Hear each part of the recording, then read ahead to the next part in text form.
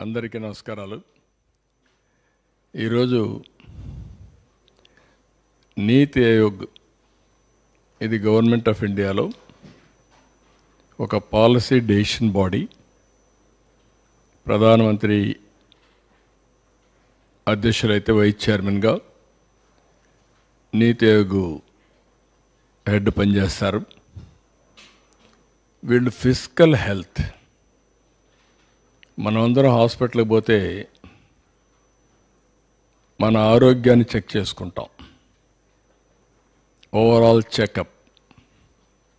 ఆ overall checkup చేసుకున్నప్పుడు మీ ఆరోగ్యం ఎక్కడుంది ఏంటి కనుక్కొని అక్కడి నుంచి ఎలాంటి సమస్యలు ఉంటే ఆ సమస్యలు పరిష్కారం చేసుకోవడానికి ప్రయత్నం చేస్తాం. ఎప్పటికప్పుడు మన ఆరోగ్య కండిషన్స్ బెటర్గా చేసుకుంటే ఫర్దర్గా ఆరోగ్యం డిటరేట్ కాదు. అదే సమయంలో మనం 4 రోజులు ఎక్కువ బతికే పరిస్థితికి వస్తాం. అదే కానీ మన ఆరోగ్యం సరి అయిన సమయంలో చెక్ చేసుకోకపోతే ఎక్కడికక్కడ డిటరేషన్ ప్రారంభమవుతుంది. ఒక ప్రాబ్లం కాంప్లికేట్ అవుతుంది. అక్కడి నుంచి అన్ని సమస్యలు వస్తాయి. అదే మరిగా ఆర్థిక పరిస్థితి కూడా చూస్తే ఫిజికల్ హెల్త్ ఇండెక్స్ ఇది రాష్ట్ర ఆదాయ పరిస్థితి, రాష్ట్రానికి వచ్చే వనరులు ఏవైతే ఉన్నాయో ఫైనాన్షియల్గా దాని హెల్త్ గురించి వీళ్ళు అసెస్ చేశారు. చాలా మంచి పని చేశారు. ఫస్ట్ టైం ఇది చేయాల్సిన అవసరం ఉంది. ఎప్పటికప్పుడు 30 ఏళ్ళైంది మనకు ఆర్థిక సంస్కరణలు వచ్చి. 94, 95 ఆ సమయంలో టెక్నాలజీ కూడా వచ్చింది. ఎవరైనా రాజకీయ నాయకులు పాలసీ మేకర్స్గా ఉండేవాళ్ళు కానీ జాగ్రత్తగా పనిచేస్తే రాష్ట్ర అభివృద్ధి కోసం, దేశ అభివృద్ధి కోసం, ఆ దేశంలో సమస్యలు పరిష్కారం చేయడమే కాకుండా ప్రజల యొక్క భవిష్యత్తు బంగారు భవిష్యత్తు అవుతుంది. నాయకుల యొక్క అసమర్థత కానీ, అవినీతి కానీ, తెలియంతనం కానీ ఇవన్నీ చేసి ఆ రాష్ట్రాన్ని, ఆ దేశాన్ని నాశనం చేస్తే ప్రజల భవిష్యత్తు కూడా అధోగతి అవుతుంది. ఇక్కడ అదే మీకు చూపిస్తున్నాను. కాబట్టి ప్రజలందరూ అర్థం చేసుకోవాల్సిన అవసరం ఉంది. సింపుల్గా మీరు క్యాలిక్యులేట్ చేసుకోండి. మీ ఆరోగ్య పరిస్థితి క్షీణించినప్పుడు మీరు ఏ విధంగా సఫర్ అవుతారో మీరు పని చేయలేరు. ఆరోగ్య ఖర్చులు పెరుగుతాయి. ఇంట్లో వాళ్ళకు భారం అవుతారు. అక్కడి నుంచి మీ ఇంటి ఆర్థిక పరిస్థితి, మీ ఇంటి ఆనందం కూడా క్షీణించిపోయే పరిస్థితికి వస్తుంది. మీరు అనారోగ్యంగా ఉండి ఇంట్లో వాళ్ళందరినీ కూడా ఇబ్బంది పెట్టే పరిస్థితికి వస్తారు. అదే మరిగా ఈరోజు రాష్ట్ర ఆర్థిక పరిస్థితి బాగలేనప్పుడు ఈ రాష్ట్రంలో ఉండే ప్రజలందరికీ ఇబ్బందులు వస్తాయి. సంక్షేమాన్ని ఇవ్వలేం, ఎక్కువ పన్నులు పడతాయి. మళ్ళా అప్పులు కట్టడానికి మళ్ళీ అప్పులు చేయాలి. ఈ అప్పులు చేసిన తర్వాత అభివృద్ధికి డబ్బులు ఉండవు. డబ్బులు లేకపోతే ఇది ఒక విషియస్ సైకిల్. ఈ సైకిల్లో పడిన తర్వాత బయట రావడం చాలా కష్టం.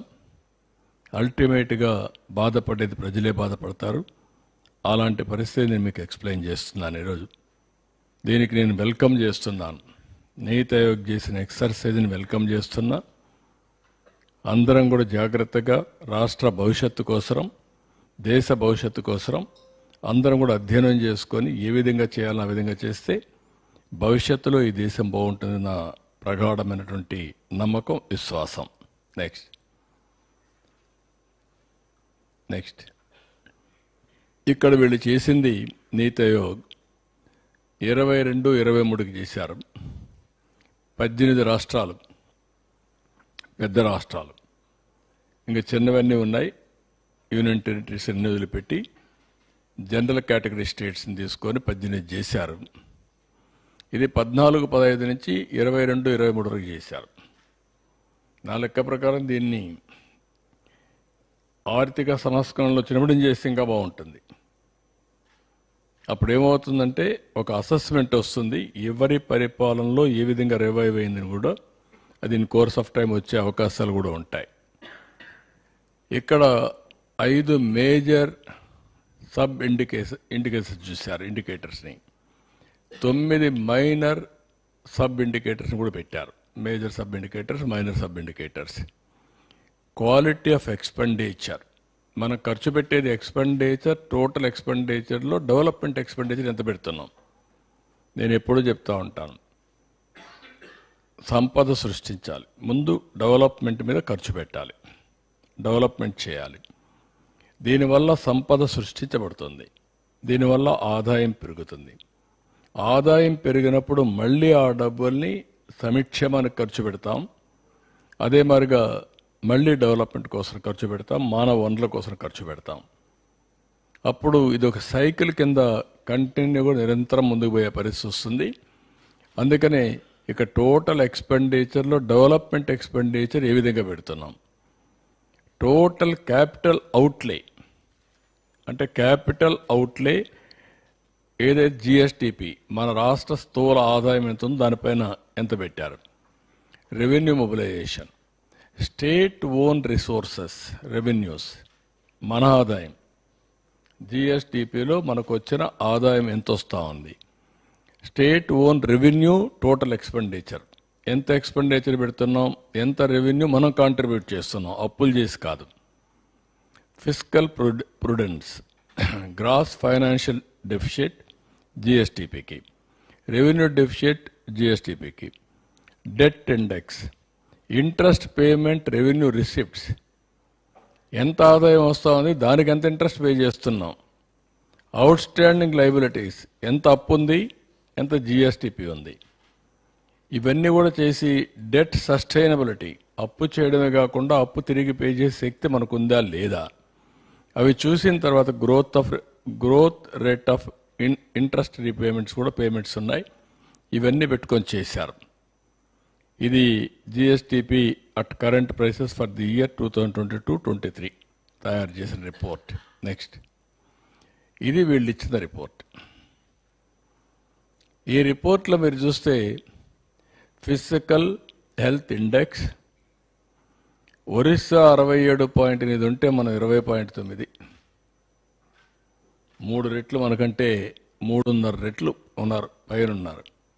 Then Chhattisgarh, then Goa, Jharkhand, Gujarat, Maharashtra, Uttar Pradesh, Telangana, Madhya Pradesh, Karnataka, Tamil Nadu, Rajasthan, Bihar, Haryana, Kerala, west Bengal, Andhra Pradesh. మన కింద ఒక్క పంజాబే ఉంది.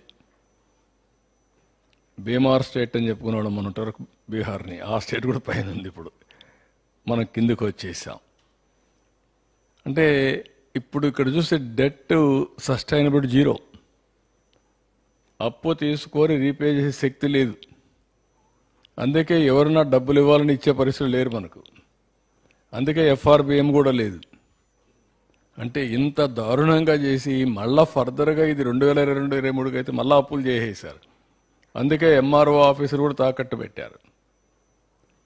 ఎంఆర్ఓ ఆఫీసులు లేదంటే గవర్నమెంట్వి లిక్కర్ తాకట్టు పెట్టడం, ఎక్కడ దొరికితే అక్కడ తాకట్లు పెట్టి ఇష్టానుసారంగా చేసేసారు. ఇది క్లియర్గా నేను చెప్పింది కాదు, ఇది నీతి ఆయోగ్ చేసిన ఎక్సర్సైజ్, ఒక రాష్ట్రాని కోసం చేసిన పని కాదు.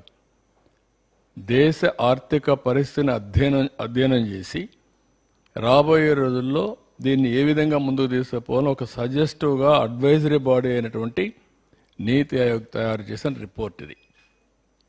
నెక్స్ట్ ఇక్కడ మీరు చూస్తే 18 రాష్ట్రాల్లో 17 రాష్ట్రం మంది బాటం అన్నింటికంటే కిందన ఉన్నాం. ఫిస్కల్ డెఫిసిట్స్ చాలా ఎక్కువగా ఉన్నాయి.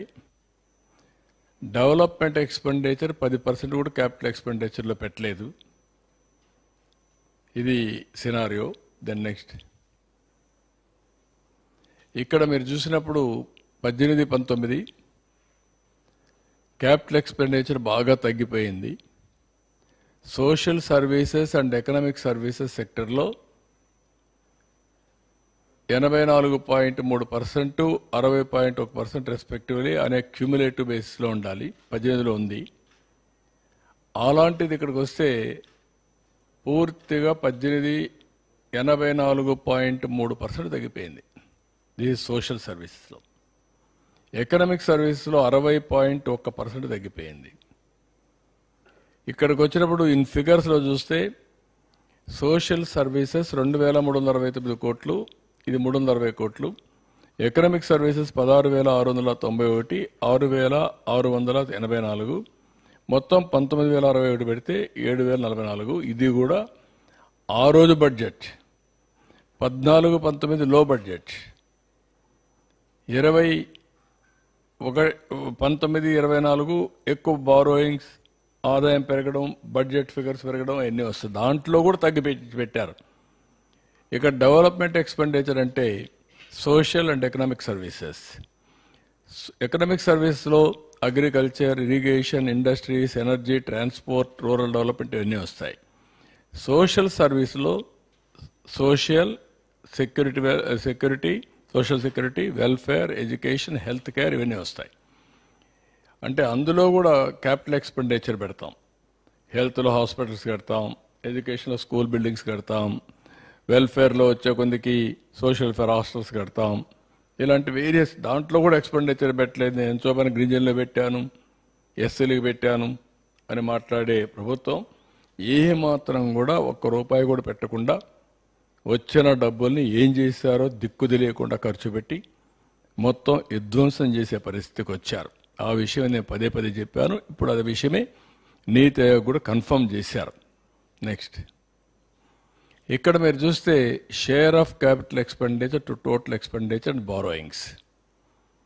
ఇది మనం చూసినప్పుడు మొత్తం budget estimates under capital expenditure చూస్తే 3.5%. capex was 3.5% of the total expenditure. ఇక్కడ బారోయింగ్స్ 67,985 కోట్లు చేస్తే పెట్టింది 7,244 కోట్లు. 7,244 కోట్లు. ఇక్కడికి వచ్చే కొందికి టోటల్ ఎక్స్పెండిచర్ 2,25,843 కోట్లు పెడితే 7,244. మీరు గుర్తుపెట్టుకోవాల్సింది అప్పు తెచ్చినప్పుడు దాంట్లో కనీసం కొంత డబ్బులైనా సరే 50% తిరిగి క్యాపిటల్ ఎక్స్పెండిచర్ పెట్టుంటే ఆదాయం పెరుగుతుంది. అప్పు తెచ్చి వడ్డీ కట్టి అప్పు తెచ్చి ఇష్టానుసారంగా జల్సాలు చేస్తే ఏ విధంగా ఆదాయం పెరుగుతుంది? ఆదాయం కూడా తగ్గిపోతుంది. ఇది ఒక విషియస్ సర్కిల్ తయారయ్యే పరిస్థితి వచ్చింది. నెక్స్ట్ ఇక్కడ మీరు చూస్తే కమిటెడ్ ఎక్స్పెండిచర్. ఈ కమిటెడ్ ఎక్స్పెండిచర్ని మొత్తం committed expenditure constitute the largest share at 51% of revenue expenditure. Committed expenditure includes expenditure on salaries, pension, interest payment, administrative expenditure. ఇందులో committed expenditure increased at an average annual rate of 11.6% in last 5 years. బాగా పెరిగిపోయే పరిస్థితికి వచ్చింది. Committed expenditure as a percentage of the revenue receipts increased from 57.5% in 18-19 Telugudesham. 64.6% in 22-23. ఏం పెరిగింది ఇది? ఇక్కడికి వస్తే expenditure and salaries, pensions, interest, administrative charges దుబారా విపరీతంగా ఖర్చు పెట్టి ఇష్టానుసారంగా చేశారు. దీనివల్ల ఏమైంది? రెవెన్యూ రిసోర్సెస్ అదర్ పర్పసెస్ లేకుండా పోయే పరిస్థితికి వచ్చాయి.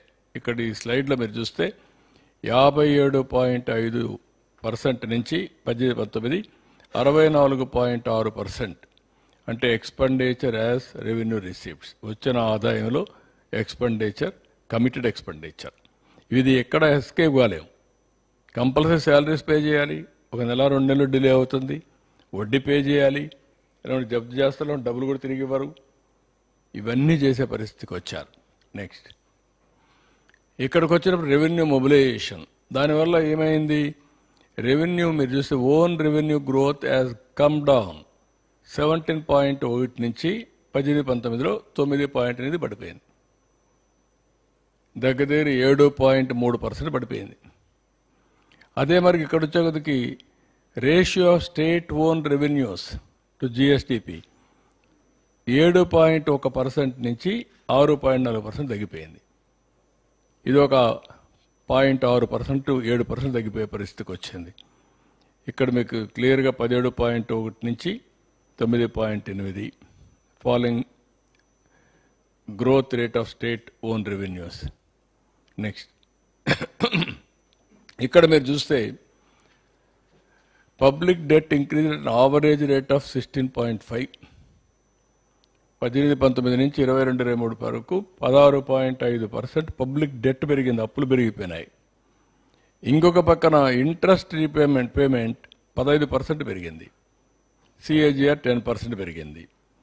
ఇక్కడ ఈ స్టేజ్లో ఇక్కడ చూస్తే మీరు ఒకటి interest payment IP, revenue receipts RR 18-19, 21-22. ఇక్కడ మీరు చూసినప్పుడు 29.8 నుంచి 29.5 తగ్గించాం. బైఫర్కేషన్ అయినప్పటి నుంచి తగ్గించుకుంటా వచ్చాం కొద్దిగా, ఎందుకంటే అప్పటికే ఇబ్బందులు ఉన్నాయి. అన్ని ఇబ్బందులున్నా ఏదో ఒకటి తగ్గించాలి, ఏదో ఒకటి చేయాలని చెప్పి డెట్ మేనేజ్మెంట్ తగ్గించుకుంటా వచ్చాం. జిఎస్టీపీకి ఇక్కడికి వచ్చి 33% పెరిగింది, అంటే 3.5% డెట్ పెరిగింది జిఎస్టీపీలో. అంటే క్రైసిస్ పోవడానికి ఏమేం దారి తీసాయని ఎక్స్ప్లెయిన్ చేస్తున్నాను. కిందన వచ్చే కొందికి ఇంట్రెస్ట్ పేమెంట్, ఇది రేట్ ఆఫ్, ఇంకొక పక్కన చూస్తే రెవెన్యూ రిసీప్ట్స్, ఇది ఒకసారి చూసినప్పుడు 13.5% నుంచి 13.4% తగ్గించాను. దాన్ని కూడా 0.1% తగ్గించుకుంటూ కంట్రోల్గా వచ్చాం. ఇక్కడికి వస్తే 16.2%, అంటే దగ్గర 2.8% ఇక్కడ పెరిగింది, అక్కడ 3.5% పెరిగింది. ఈ రెండు కూడా అన్సస్టైనబుల్గా వెళ్ళిపోయే పరిస్థితికి వచ్చింది. ఇవి కాకుండా వీళ్ళు బారో చేసిన ఆఫ్ ఎఫ్ఆర్బిఎం లేకుండా కార్పొరేషన్ ద్వారా బారో చేయడం, అప్పులని పెట్టేయడం, పేమెంట్లు ఇవ్వకుండా చేసేయడం 1,00,000 కోట్లు, ఇవన్నీ అవే నేను 7 వైట్ పేపర్స్ మీకు పబ్లిసైజ్ చేసింది.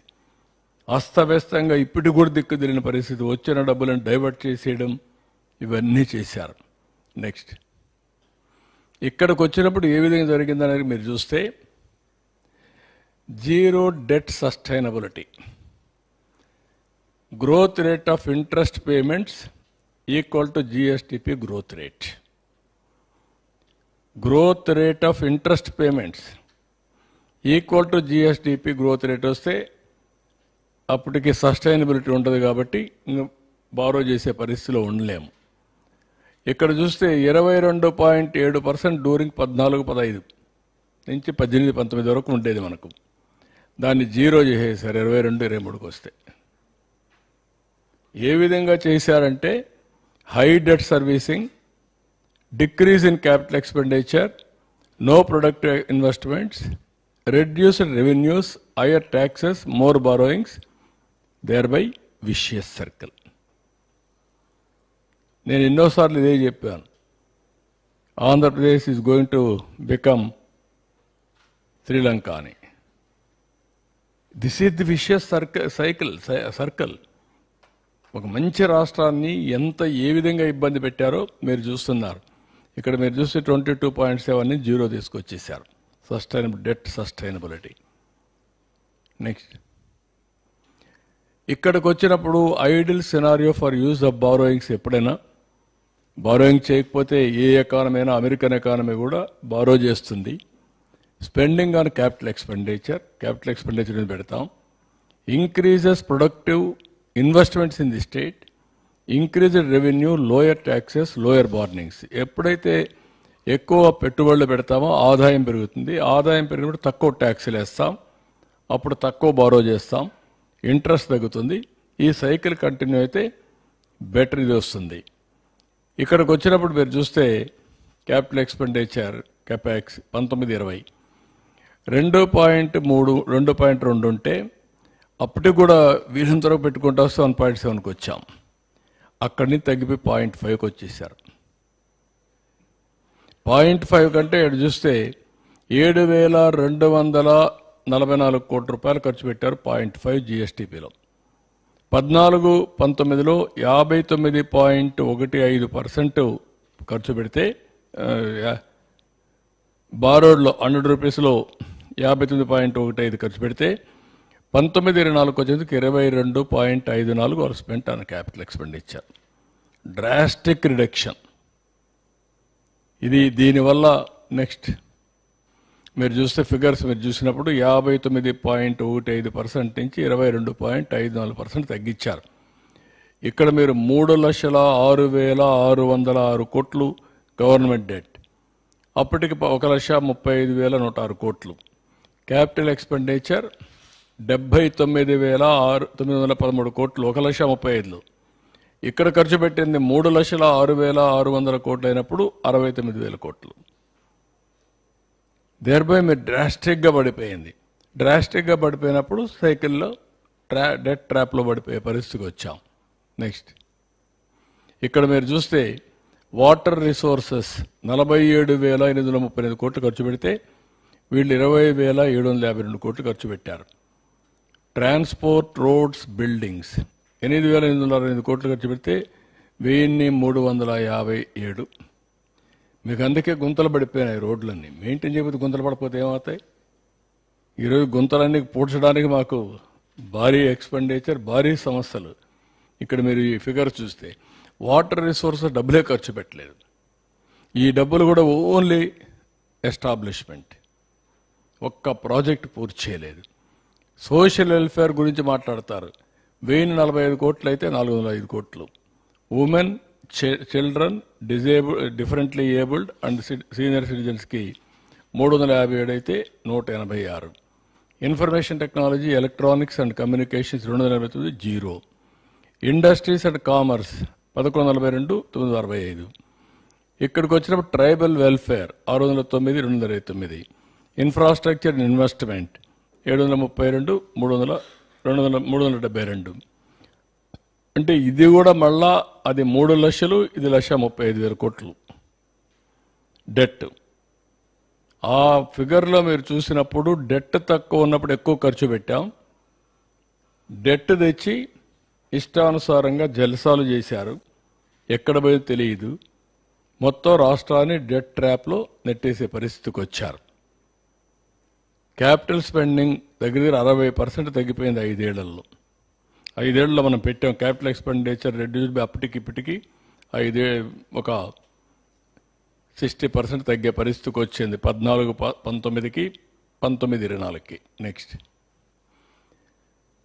ఇవన్నీ మీరు చూసినప్పుడు ఈ సినారియో చూస్తే 17 అవుట్ ఆఫ్ 18 వచ్చినప్పుడు అప్పుడు 20.9% స్కోరు. ఈరోజు మనం చూస్తే క్వాలిటీ ఆఫ్ ఎక్స్పెండిచర్ 14-15, 18-19కి 47.4 ఉంది. ఇప్పుడు 31.4కి వచ్చింది, 15th ర్యాంక్. రెవెన్యూ మొబిలైజేషన్ 29.7, 22.1కి వచ్చింది, 16. డెట్ సస్టైనబిలిటీ 22.7, ఇప్పుడు 0, 18వ ప్లేస్. ఇది ఆ ఇండికేటర్స్లో వచ్చినటువంటి మొత్తం రిజల్ట్స్ ఇవన్నీ. దెన్ ఇక్కడ మీరు చూసినప్పుడు మనం కూడా మీకు చూపించాను. ఇవన్నీ కూడా ఆంధ్రప్రదేశ్ ఆల్ ఇండియా 13.49% ఆ రోజు గ్రో అయ్యాం. 4.41, 4.45% షేర్ ఆల్ ఇండియా జీడీపీలో. ఈ ఫిగర్ కూడా మ్యానిపులేట్ చేశారు. అన్ని ఫిగర్స్ బాగున్నాయి మీరు చూడండి. 13, 15, 13, 14, 15. ఈ ఫిగర్ వీళ్ళు వచ్చారు 19లో. ఏప్రిల్లో వస్తానే ఫిగర్ అంతా మేనేజ్ చేశారు. దానికే తగ్గించారు, మ్యాక్సిమం తగ్గించడం. అక్కడ కూడా టింకర్ చేశారు. టింకర్ చేసి దాన్ని కింద తీసేపోయి ఎలా ఉంటుంది, ఇంకా చాలా తక్కువ ఉండేది 19-20, దాన్ని తీసిపోయి యాడ్ చేసుకున్నారు. ఏదేమైనా this is the figure. All India లెవెల్లో 10.98 అయితే ఇక్కడ మనం 13.49 గ్రో అయ్యాం అప్పట్లో. ఇప్పుడు వచ్చే కొందికి వీళ్ళు మొత్తం ఆవరేజ్ గ్రోత్ రేట్ అంతా వస్తే 10.32కి వచ్చారు. 4.82 పెరిగింది ఆల్ ఇండియా షేర్. ఇక్కడ 9.88, 9.58 గవర్నమెంట్ ఆఫ్ ఇండియా పెరిగారు నేషనల్ లెవెల్లో. ఇప్పుడు వచ్చే 12.94 వచ్చింది. ఇది 4.96 కాంట్రిబ్యూషన్ టు జీడిపి. మొత్తం జీడిపి ఇది 9.7. ఇది in terms of $1 trillion, 0.19 3.82 trillion US dollars. ఇక్కడికి వచ్చినప్పుడు ఈ రేషియోలో కానీ పెరుగునుంటే నెక్స్ట్ 5 ఏళ్లలో మా ఆలోచన ఏంటంటే 15% పెంచాలని. 13.65 పైనే ఉండాలి, అది 15 పెరిగి ఉండాలి. దాన్ని 10కి తగ్గించేశారు. ఈ రేషియోలో పెరుగుంటే 7 లక్షల కోట్ల రూపాయలు జిఎస్టిపి తగ్గిపోయింది. 7 లక్షల కోట్ల రూపాయలు అయితే 76,195 కోట్ల రూపాయలు అడిషనల్ రెవెన్యూ వచ్చేది. ఆ డబ్బులు వచ్చుంటే ఆ డబ్బులు ఖర్చు పెడితే ఈ అప్పులు చేసే పని ఉండేది కాదు, ఈ క్రైసిస్ వచ్చేది కాదు, ఈ విషియస్ డెట్ ట్రాప్లో పడేవాళ్ళం కాదు. ఇది ఇంపార్టెంట్ మీ అందరికీ. అందుకే నేను ఎప్పుడు కూడా హై గ్రోత్ రేట్ అంటాను. ప్రజల్లో యాస్పిరేషన్స్ ఉన్నాయి, కోరికలు ఉన్నాయి. వాళ్ళ కోరికలు తీర్చాలంటే మనం కూడా తగిన విధంగా రెవెన్యూ పెరగాలి. రెవెన్యూ పెరగాలి అంటే అభివృద్ధి జరగాలి. అభివృద్ధి జరిగితే రెవెన్యూ పెరుగుతుంది, రెవెన్యూ పెరిగితే సంక్షేమాలు ఇస్తాం, దానిపైన మళ్ళీ అభివృద్ధి చేస్తాం. ఆ సైకిల్ కంటిన్యూ అవుతుంది. ఇది దీనివల్ల ఈ ప్రభుత్వం వచ్చిన దానివల్ల సంవత్సరానికి మీరు చూస్తే 76,000 కోట్ల రూపాయలు నష్టం వచ్చే పరిస్థితికి వచ్చింది ఆ గ్రోత్ రేట్ వల్ల. నెక్స్ట్, ఇది పర్ క్యాపిటల్ ఇన్కమ్ కూడా సేమ్ థింగ్. ఇప్పుడు మీరు చూస్తే ఆ రోజు ఈ ఫిగర్ మేనేజ్ చేసిన ఆంధ్ర తెలంగాణ రెండు పోటాపోటీని వెళ్ళాం. ఎందుకంటే మాకు ఎట్టి పరిస్థితుల్లో బైఫర్కేషన్ అయిన తర్వాత తెలంగాణకు కొన్ని అడ్వాంటేజెస్ ఉన్నాయి. హైదరాబాద్ సిటీ ఉంది, దీన్ని కూడా మనం పుష్ చేయాలి అని అగ్రికల్చర్ కానీ, ఇండస్ట్రీ కానీ, సర్వీస్ సెక్టర్ కానీ పుష్ చేశాం. దానివల్ల 13.49% పెంచాం జిఎస్టిపి. వాళ్ళు కూడా అక్కడ ఉండే అవకాశాలు ఉన్నాయి కాబట్టి 13.69 పెరిగారు. ఇది పెరిగితే ఇంకొంచెం ఎక్కువ అయింది, దాని కింద తీసేపారు, వేరే విషయం. ఇక్కడికి వస్తే 10.59, 12.09 బాగా డ్రాస్టిక్గా పడిపోయింది. దానివల్ల వ్యత్యాసం జిఎస్టిపి అక్కడ పెరిగింది. రెండోది పర్ క్యాపిటల్ ఇన్కమ్ పెరిగింది. రెండు కూడా మళ్ళీ ఇప్పుడు మీరు చూసినప్పుడు నెక్స్ట్ ఇక్కడ GSDP of AP in 18-19 was higher than that of Telangana by 17,000 crores. However by 23-24కి వచ్చే కొందికి బాగా 62,000 కోట్లకి తగ్గిపోయే పరిస్థితికి వచ్చింది.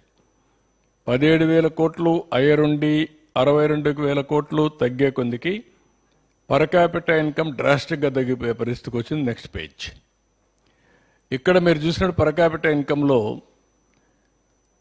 1,93,903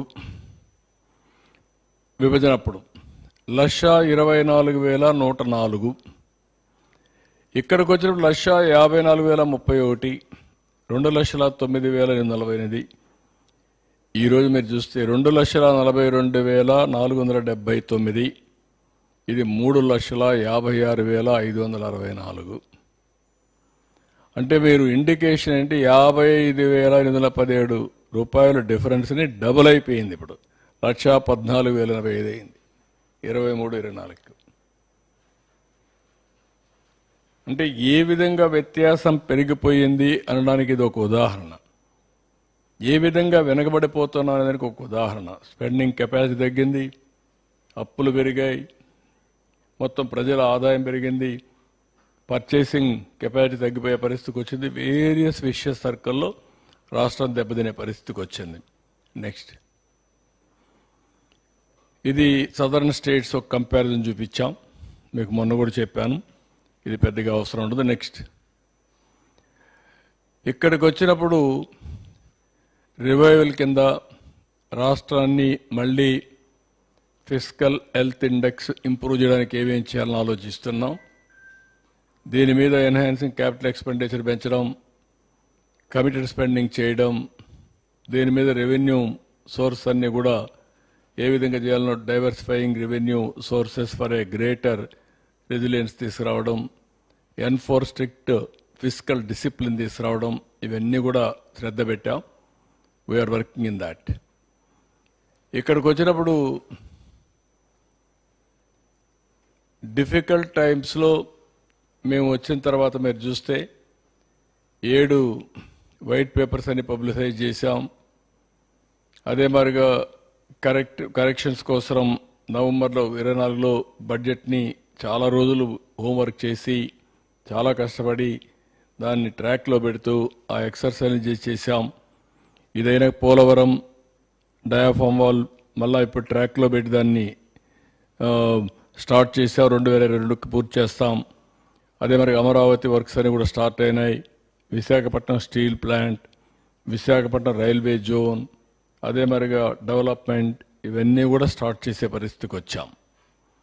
నెక్స్ట్, ఇది లాస్ట్ టైం కూడా చెప్పాను, ఎందుకు మేము ఇది పదే పదే చెప్పుతున్నాను అనేదానికి ఇది మళ్ళా ఒక జస్టిఫికేషన్. మీకు 7.50 అయితే మొత్తం కలిసి 2047కి ఆంధ్రప్రదేశ్ 75 లక్షలే ఉంటుంది జిఎస్టిపి. అంటే $0.62 ట్రిలియన్ ఎకానమీ అవుతుంది. పర్ క్యాపిటల్ ఇన్కమ్ 13,18,795 అవుతుంది. అదే మరి ఇక్కడికి వచ్చాక 10% అయితే $130 ట్రిలియన్ అవుతుంది, లక్షల కోట్లు అవుతుంది. అదే జిఎస్టిపి ఒక $1.03 ట్రిలియన్ దీన్ని తీసేస్తే ఇక్కడికి వస్తే 21,86,000 పర్ క్యాపిటల్ అవుతుంది. 12.5 అయితే 214 లక్షల జిఎస్టిపి అవుతుంది. ఇక్కడికి వస్తే 35,85,000 పర్ క్యాపిటల్ ఇన్కమ్ వస్తుంది. 15% అయితే 347 లక్షల కోట్లు జిఎస్టిపి వస్తుంది. 58 లక్షల రూపాయలు పర్ క్యాపిటల్ వస్తుంది. This is where you have to think. ఇక్కడ డబల్ అయితే 4.4 టైమ్స్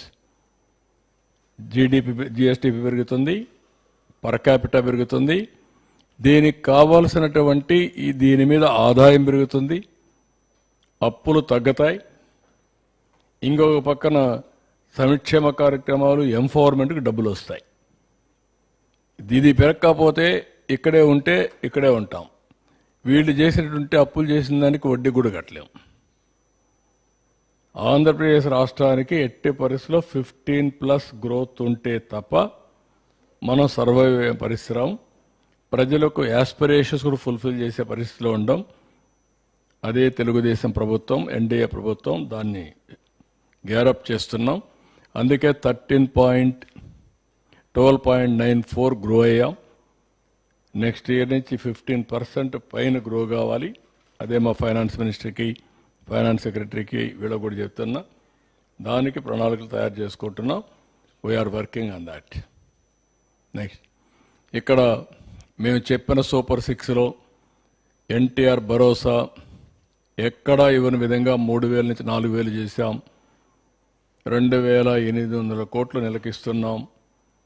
33,000 కోట్ల రూపాయలు సంవత్సరానికి పేదవాళ్లకు 64 లక్షల కుటుంబాలకు డబ్బులు ఇచ్చే పరిస్థితికి వచ్చాం. 100% సాటిస్ఫాక్షన్ చూస్తున్నాం. డెలివరీ మెకానిజం చూస్తున్నాం. ఎక్కడా ఇబ్బంది లేకుండా చేస్తున్నాం. దీపం 2 ఇది కూడా రిలీజ్ చేశాం. దీనికి కూడా రియల్ టైంలో వాళ్ళకి డబ్బులు ఇస్తూ 3 సిలిండర్లు ఉచితంగా ఇస్తున్నాం. 895 కోట్లు డబ్బులు కూడా ఇప్పటికే రిలీజ్ చేశాం. ఇంకొక పక్కన అన్నా క్యాంటీన్ రివైవ్ చేశాం. ₹5కు 204 అర్బన్ సెంటర్స్లో పెట్టాం. రూరల్ సెంటర్స్ కూడా ఇప్పుడు తీసుకుంటున్నాం. Every constituency mega DSC by June position చేస్తాం. New policies, free sand policy, liquor policy, clean energy policy, industries, food processing, MSME ఇవన్నీ తీసుకొచ్చాం. ఇంత మునుపు 6 నెలలకు ఒకసారి, 3 నెలలకు ఒకసారి ఇచ్చే పెన్షన్ని లేకపోతే జీతాలని రెగ్యులరైజ్ చేశాం. ఎవ్రీ మంత్ ఫస్ట్కి ఇస్తున్నాం. అవుట్ స్టాండింగ్ లయబిలిటీస్ కూడా క్లీనప్ చేసుకుంటూ వస్తున్నాం. ఇప్పుడు మీరు చూస్తే 8,258 కోట్లు ఇరిగేషన్కి, రోడ్స్కి, వర్క్స్కి, ఇవన్నిటికి ఇచ్చే మళ్ళీ ఎకనామిక్ యాక్ట్ రివైజ్ చేశాం. పంచాయతీ రాజ్లో దగ్గర 1443 కోట్లు రిలీజ్ చేశాం. ఫైనాన్స్ కమిషన్ డబ్బులు తీసుకొచ్చాం. సెంట్రలీ స్పాన్సర్డ్ స్కీమ్స్ 9,015 కోట్ల రూపాయలు ఇచ్చేసి దగ్గర 73 స్కీమ్స్ని రివైవ్ చేశాం. మనం అందరం అర్థం చేసుకోవాల్సింది, కేంద్రం 90-10 ఇస్తారు, 50-50 ఇస్తారు, 60-40 ఇస్తారు, కొన్ని 45-55 ఇస్తారు. వాళ్ళు ఇచ్చేది గ్రాంట్ ఇస్తారు. ఆ గ్రాంట్ కూడా తీసుకొని మనం కూడా మ్యాచింగ్ ఇచ్చి ముందుకు పోకపోతే డెవలప్మెంట్ జరగదు. క్యాపిటల్ ఎక్స్పెండిచర్కి వాళ్ళ డబ్బులు మన డబ్బులు కలిసి ఖర్చు పెట్టడం, వెల్ఫేర్లో వాళ్ళు ఇచ్చేది కూడా తీసుకొని మనం కూడా తీసుకెళ్ళడం, ఈ రెండు బ్యాలెన్స్ చేయాలి, మ్యాచింగ్ చేయాలి. అప్పుడే అవుతుంది. అన్నీ కూడా ఇది చేస్తే మొత్తం స్ట్రీమ్ లైన్ చేస్తున్నాం. ఇప్పుడు మీరు చూస్తే 22,252 కోట్లు ఇప్పటికే లయబిలిటీస్ అన్నీ క్లియర్ చేశాం. ఇవన్నీ క్లియర్ చేసిన తర్వాత ఇంకా చాలా ఉన్నాయి. అంటే వీళ్ళు చేసిన అప్పులు వల్ల ఎఫ్ఆర్బిఎం పర్మిట్ చేయదు, అప్పులు తేలేం. అదే మరిగా ఫైనాన్స్ కమిషన్ డబ్బులు కూడా నెక్స్ట్ ఇయర్కి వచ్చే డబ్బులు కూడా డ్రా చేసుకొని వెళ్ళిపోయారు. ఆ దొంగలు చేసినట్టు ఎప్పుడు నేను ఊహించలేదు.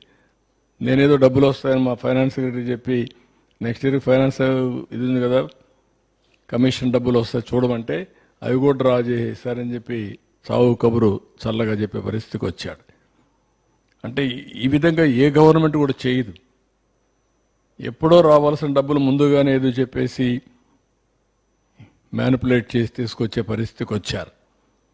దెన్ నెక్స్ట్ ఇక్కడ ఎన్టీపీసీ ఇవన్నీ కూడా నేను మీకు మొన్న కూడా చెప్పాను.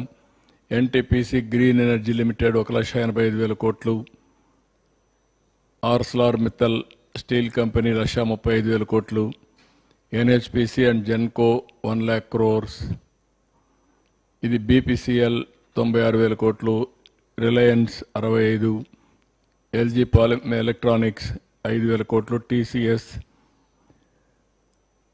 చాలా వరకు ఇన్వెస్ట్మెంట్ పెడుతున్నారు, 10,000 సీట్లు ఇంకా చాలా పెడుతున్నారు. అదే మరి సోలార్, ఇది ఎస్ఏఈఎల్ సోలార్, వీళ్ళు 1,708 కోట్లు, ఇంకొక ప్రాజెక్ట్ వచ్చి 1,708 కోట్లు, టాటా పవర్ వచ్చి 2,000 కోట్లు, నెక్స్ట్ గ్రీన్ కో 16,500, అస్తా గ్రీన్ ఎనర్జీ వెంచర్స్ 8,240, ఎకోరన్ 4,435, Ecoren 3,100, hero future 2,000, clean renewal energy 2,000, Tata power renewal energy 2,000, యాక్షన్ టెస్సా, ఇవన్నీ కలిపితే 6,300,568 కోట్లు, 6.5 lakh crores as on today ఒక అవగాహనకు వచ్చాం. ఇంకా దీనివల్ల 4,10,000 ఉద్యోగాలు వస్తాయి. మేము అనుకున్న ప్రకారం ఇంకా గూగుల్ కానీ అదే మరిగా గ్రీన్ ఎనర్జీ కానీ అదర్ ఇన్వెస్ట్మెంట్స్ వచ్చే పరిస్థితి ఉంది. అవన్నీ వస్తే ఒక 10 లక్షల కోట్ల వరకు మనం గ్రౌండ్ చేసే పరిస్థితి తొందరలోనే వస్తుంది.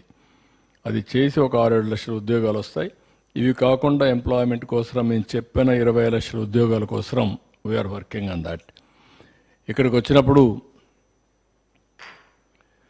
నెక్స్ట్ నేను చాలాసార్లు ప్రజలందరికీ ఒకటే చెప్పాను, మేము ఊహించిన దానికంటే ఎక్కువ డ్యామేజ్ జరిగింది రాష్ట్రానికి. మా దగ్గర లెక్కలు లేవు.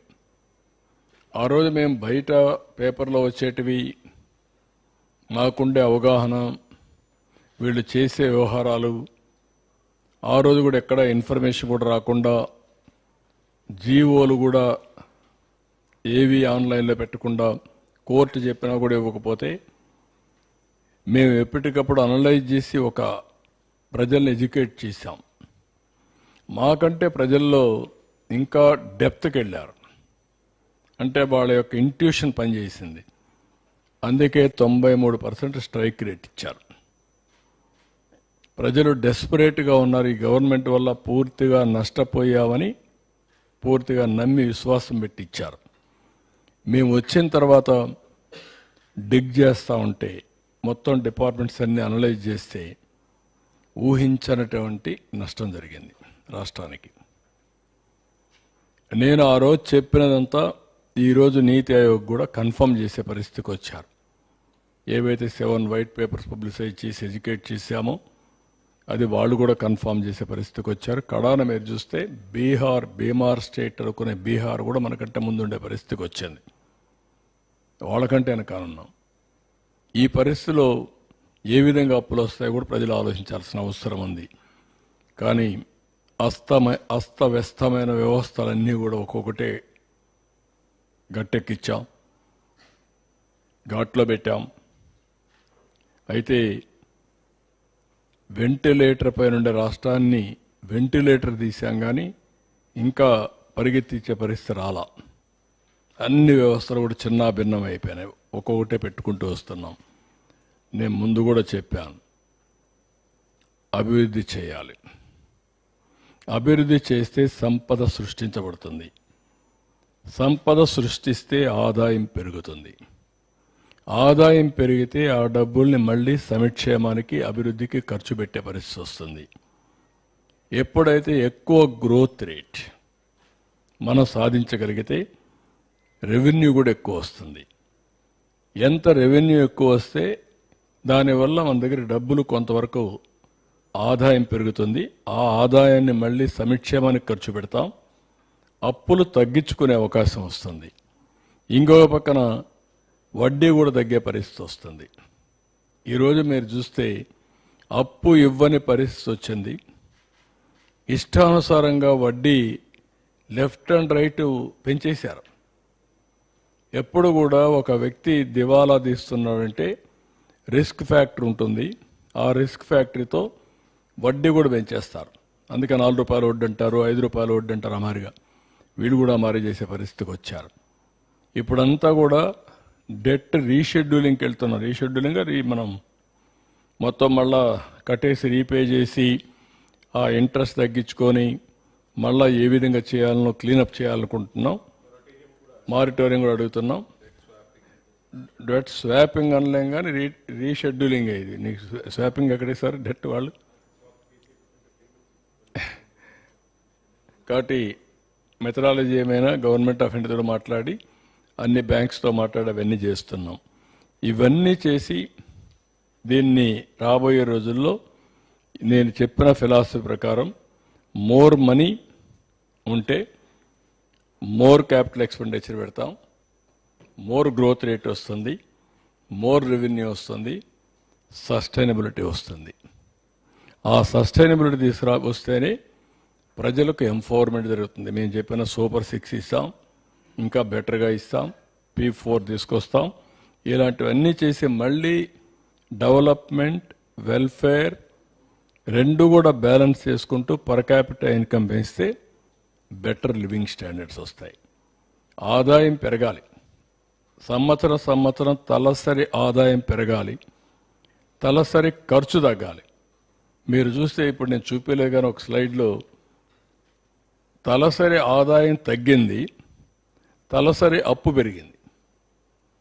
పర్ క్యాపిటల్ ఇన్కమ్ తగ్గిపోయి పర్ క్యాపిటల్ డెట్ పెరిగిందంటే అది వీళ్ళేసిన భారం.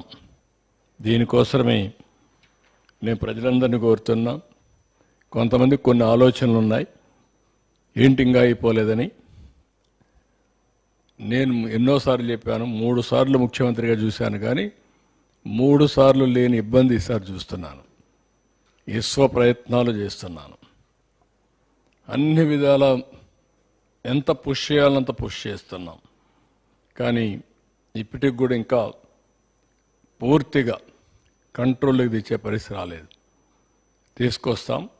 తీసుకొచ్చి దీన్ని మళ్ళీ ఘాట్లో పెట్టి ఏదైతే ప్రజలందరికీ ఒకటే కొంచెం లేట్ అవుతుంది. ఎందుకంటే మనకు ఆ ఫ్లెక్సిబిలిటీ లేదు. గవర్నమెంట్ ఆఫ్ ఇండియా కూడా ఆదుకోబడ్డారు కాబట్టి కొంతవరకు మనం వెసులుబాటు వచ్చింది. వాళ్ళు కూడా ఆదుకోకపోతే అమరావతి స్టార్ట్ అయ్యేది కాదు, పోలవరం స్టార్ట్ అయ్యేది కాదు, విశాఖపట్నం స్టీల్ ప్లాంట్ వచ్చేది రివైవ్ అయ్యేది కాదు. లేకపోతే కొంతవరకు వాళ్ళు ఇచ్చినటువంటి డబ్బులన్నీ తీసుకొచ్చి ఈ అప్పులన్నీ ఇవన్నీ కూడా మళ్ళా స్కీమ్స్ అన్ని రివైవ్ చేసి మనం ముందుకు పోతున్నాం. ఈ 4 సంవత్సరాలు జరిగిన ఫలితాలు ఈ సంవత్సరం ఆదాయం కూడా వచ్చే పరిస్థితి లేదు. రాష్ట్రానికి వచ్చే ఇన్కమ్ కూడా తగ్గిపోయే పరిస్థితికి వచ్చింది. దాన్ని కూడా స్ట్రీమ్లైన్ చేస్తున్నాం. ఇవన్నీ స్ట్రీమ్లైన్ చేస్తే సెట్ చేసి ఒకటే హామీ ఇస్తున్న ప్రజలందరికీ, ఈరోజు రివైవల్లో ఉన్నాం, తప్పకుండా చేస్తాం. చేసిన తర్వాత సంపద పెంచుతాం, పెరుగుతుంది. పెరిగిన సంపద వల్ల ఆదాయం పెరుగుతుంది. ఏది చేసినా ఈ బెనిఫిట్ అంతా ఈ రాష్ట్రానికే వస్తుంది, ఈ ప్రజలకే వస్తుంది. చెప్పిన హామీలను నిలబెట్టుకోవడమే కాకుండా ఇంకా మెరుగైన పాలన ఇస్తాం. అందుకే నేను పదే పదే చెప్పాను, ఒక సుస్థిరమైన పాలన ఉండాలి, ఒక సమర్థవంతమైన పాలన ఉండాలి. 2019 తెలుగుదేశం పార్టీ గెలిచి 13.5-15% కానీ గ్రోత్ వచ్చుంటే మనకి ఇబ్బందులు వచ్చేటివి కాదు. ఆ రోజు నిర్ణయం రాష్ట్రానికి ఇబ్బంది కలిగించే పరిస్థితి వచ్చేది. ఏది ఏమైనా నేను ఇవన్నీ పదే పదే ఎందుకు చెప్తున్నానంటే, రోజు రోజుకి నేను ఏదైతే ఆ రోజు చెప్పానో అవన్నీ అందరూ కన్ఫర్మ్ చేసే పరిస్థితికి వచ్చారు. నేను ఢిల్లీకి పోయినప్పుడు కూడా మీకు ఎన్నేళ్ళు పడుతుంది, మీరు రికవర్ అవుతారా, మీరు బయటపడతారా, ఏమంటే ఈ రాష్ట్రం ఏమవుతుంది అని అడిగే పరిస్థితికి వచ్చారు. కాబట్టి ఇవన్నీ కూడా మీ ద్వారా రాష్ట్ర ప్రజలందరికీ విజ్ఞప్తి చేస్తున్నా. ఇది అందరూ అర్థం చేసుకోవాల్సింది. మనం హాస్పిటల్ పోయినప్పుడు సర్ప్రైజ్గా మనం పోయేసి ఆరోగ్యాన్ని ఒకసారి మెడికల్ చెకప్ ఓవరాల్గా చేసుకుంటే ఇలాంటివి ఏవి ఒక పేషెంట్గా ఉన్న వ్యక్తి హాస్పిటల్కి పోతే ఒకసారి మనం హాస్పిటల్కి పోతాం, ఇమ్మీడియట్గా స్టంట్ వేయాలంటారు, లేదంటే ఇమ్మీడియట్గా మేజర్ ఆపరేషన్ చేయాలంటారు. ఆ పరిస్థితికి వచ్చాం మనం ఇక్కడ. That is where we are. దీన్ని రివైవ్ చేస్తాం, స్ట్రీమ్ లైన్ చేస్తాం. సార్, ఇక్కడ డెప్ట్ సర్వీస్ గురించి, డెప్ట్ గురించి మాట్లాడినప్పుడు ఇందాక మీరు చెప్పిన దాంట్లో 3 lakhs సంథింగ్ ఉంది సార్. నేను ఫిగర్స్ కరెక్ట్గా రాసుకోలేదు. అవి కేవలం గవర్నమెంట్ బారోవింగ్స్ అయినా, గవర్నమెంట్ కార్పొరేషన్స్ ఉన్నాయి కదా, అవి క్యాలిక్యులేట్ చేయలేదా? ఎట్లా అది ఆ కంక్లూజన్ ఎట్లా వచ్చింది చెప్పగలరా? అవి కూడా ఉన్నాయి. అవి కూడా ఇది వీళ్ళు లెక్కేసింది గవర్నమెంట్ బారోయింగ్స్ అవన్నీ ఇచ్చారు, నీతి ఆయోగ్ చేసింది.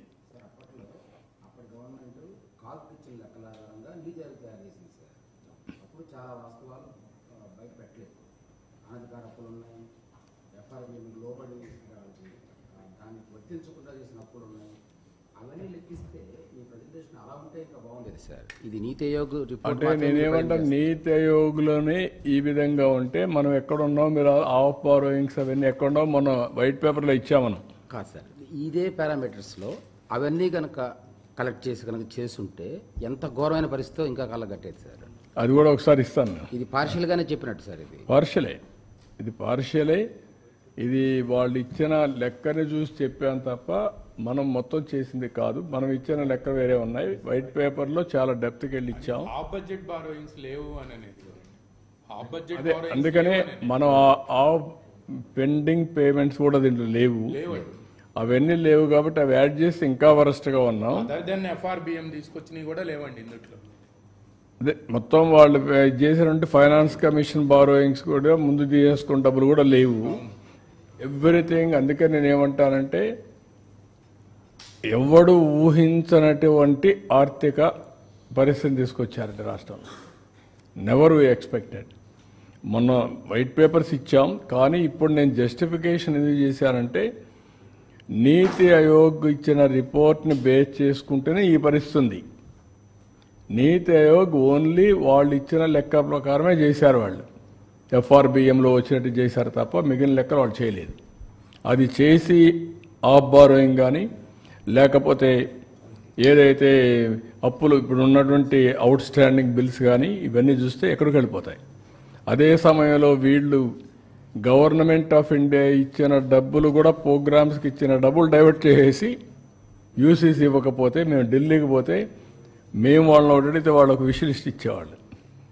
మీరు అడుగుతున్నారు, బాగానే ఉంది, మీ కథ ఏంటి చెప్పండి, ఎట్లా ఇస్తాం మీకు డబ్బులు, ముందు 500 కోట్లు ఇచ్చాను లెక్క చెప్పండి, 3000 కోట్లు ఇచ్చాను లెక్క చెప్పండి అంటే ఇది ఎత్తుక్కుంటే ఆ డబ్బులు డైవర్ట్ చేసేసారు. దానికి డబ్బులు ఖర్చు పెట్టి యూసీలు ఇచ్చి ఇప్పుడిప్పుడు 73 డిపార్ట్మెంట్ రెగ్యులరైజ్ చేశాం. That is another problem. ఇంకా 10 దాకా ఉన్నాయి. మా దగ్గర డబ్బులు లేవు, ఇంకా ఏదో అవస్థపడుతున్నాం దానికి. ఎన్ని ఉన్నాయి? ఇంకా 10 ఉన్నాయా? 94లో 73, ఇంకా 21 ఉన్నాయి. సార్, ఇంకొకటి, ఇప్పుడు డెప్స్ ఇది ఒకటి అనుకోండి.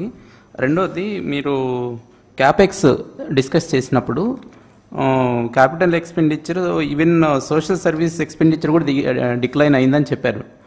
లాస్ట్ 5 yearsలో గవర్నమెంట్ క్లైమ్ దట్, ఎవరున్నా గవర్నమెంట్ చెప్పింది మేము అడగాల, మాకు తెలిసింది అంతే ఉంటుంది. నాడు నేడు ప్రోగ్రాంలో ఎడ్యుకేషన్ హెల్త్ సెక్టర్ కింద స్పెండింగ్ జరిగింది అనేది government claim last 5 years. So దాని మీద ఖర్చు జరిగినా మీకు క్యాపిటల్ సర్వీసెస్ ఎక్స్పెండిచర్ కనిపించాలి. అక్కడ ఎందుకు తగ్గింది అది కొంచెం ఎక్స్ప్లెయిన్ చేయండి సార్. అంటే మనకు 5 సంవత్సరాల్లో అంటే దానికి బిల్స్ వాళ్ళు పే చేయాలి, అంటే వాళ్ళు ఖర్చు పెట్టారు కానీ కొంత పెట్టి కొంత బిల్స్ పే చేయాల, అప్పు పెట్టేసి వెళ్ళిపోయారు కొన్ని. ఇప్పుడు 1,00,000 కోట్ల అప్పు ఉంది, ఆ 1,00,000 కోట్లు ఇవి కూడా ఉన్నాయి. కాంట్రాక్టర్స్కి ఇవ్వాల్సిన డబ్బులన్నీ పెండింగ్ ఉన్నాయి, అవుట్ స్టాండింగ్ బిల్స్ అన్ని పెండింగ్ ఉన్నాయి. ఇప్పుడు మేము హాస్పిటల్స్ కడతా ఉన్నారు, ఫౌండేషన్ వేసారు, కొన్ని బిల్డింగ్స్ కట్టారు, డబ్బులు పే చేయలేదు, వెళ్ళిపోయారు. దేనికి ఇప్పుడు మీరు క్లియర్ చేయరా డ్యూస్ అన్ని? చేయాలి కదా, చేయకపోతే ఏమవుతుంది, అదే కదా బాధ. ఒకటేసారి చేయాలంటే ఎక్కడున్నాయి? Sir, as of now, ఒక 2-3 వేల కోట్లు వస్తుంది రఫ్గా, 2,000 crores వస్తుంది. ఆ 2,000 కోట్లు కూడా ఎక్కువ. ఇప్పుడు ఆ పరిస్థితికి వచ్చాం. Every pie we want to save. sir, as of now, what is our current outstanding debt, sir? Despite whatever we have so far, completed, what is still our current outstanding debt? Number one. Number two question is, you've said how several funds had been diverted as well. Any kind of action that will be taken from the NDA government? అంటే ఎప్పటికప్పుడు చెప్తున్నాం, ఏదైతే out standing bills అన్ని 9,75,000 కోట్లు మొత్తం out standing debt కానీ offline online plus liabilities అన్నీ కలిపి 9,75,000 కోట్లు ఉన్నాయి. ఇప్పుడు ఇవన్నీ కూడా ఇప్పుడు ఎక్కడికక్కడ పే చేయకపోతే ఎవరు కూడా వదిలిపెట్టే పరిస్థితిలో ఉండరు. వీళ్ళంతా కోర్టుకు పోతున్నారు. మొన్న మీరు చూశారు, ఒకరు కోర్టుకు పోయి లేనిపోని అనౌన్స్ చేశారు, ఆంధ్రప్రదేశ్ అంతా కూడా డిఫాల్ట్ అయింది అనౌన్స్ చేసి ఎప్పుడో తీసుకున్న అప్పులు కూడా దానికి కూడా మళ్ళీ, ఎందుకంటే వన్స్ క్రెడిబిలిటీ పోతే రేటింగ్ పడిపోతుంది, రేటింగ్ పడిపోతే అప్పులు ఇవ్వరు, అప్పులు ఇవ్వకుండా ఇచ్చేవాడు కూడా ఇంట్రెస్ట్ పెంచుతారు, బ్యాడ్ స్టేట్ కింద పెట్టేస్తారు, దాని మీద కూడా క్రెడిట్ వర్తీనెస్ పోతుంది. So we are fighting on that. మళ్ళీ కొంతమంది కోర్టులు పోయి డైరెక్షన్లు తీస్తున్నారు, దానిపైన కూడా ఏం చేయాలని వర్కౌట్ చేసుకుంటూ ముందుకెళ్లే పరిస్థితిలో ఉన్నాం. సార్, ఈ 9 లక్షల కోట్లు అనే వాటికి ఇంకా అన్నిటికీ కూడా ఇంకా బిల్స్ పెట్టలేదు కదా సార్? ఇంకా అన్నిటికీ పెట్టలేదు కదా, కార్పొరేషన్లు కానీ వీటికి సంబంధించిన కూడా ఇంక ఇవ్వలేదు కదా? లేదు, ఇంకా ఉన్నాయి. అంటే 9,75,000 కోట్లు మా వాళ్ళు ఎస్టాబ్లిష్ చేసింది యాజ్ ఆన్ టుడే రఫ్గా. ఇంకేదైనా వస్తే కొద్దిగా రావచ్చు, కానీ ఇప్పటికైతే అది. ఇందులో ఏపీ ఫైనాన్స్ కార్పొరేషన్ అని వాళ్ళు క్రియేట్ చేసి అన్ని గవర్నమెంట్ ఏజెన్సీల దగ్గర ఉన్న డబ్బులన్నీ తీసుకొని ఖర్చు పెట్టేశారు సార్. అవి కూడా కలిపాయి, కలిపారు, ఫైనాన్షియల్ సర్వీసెస్ తీసుకొని పెట్టారు. Sir, total diversion of funds అన్నీ కూడా కలిపారు దీంట్లో. Sir total diversion of funds under different heads అంటే టోటల్ ఫిగర్ ఏమన్నా? అంటే ఇప్పుడు నేను చూపించాను కదా, ఒక 12,000 కోట్ల దగ్గర మొత్తం మేము కట్టామని, యూసీస్ కానీ అవన్నీ కానీ అన్నీ కట్టి మళ్ళీ రివైవ్ చేసాం యాజ్ ఆన్ టుడే. కొన్ని దాంట్లో బిల్స్ కూడా ఉన్నాయి.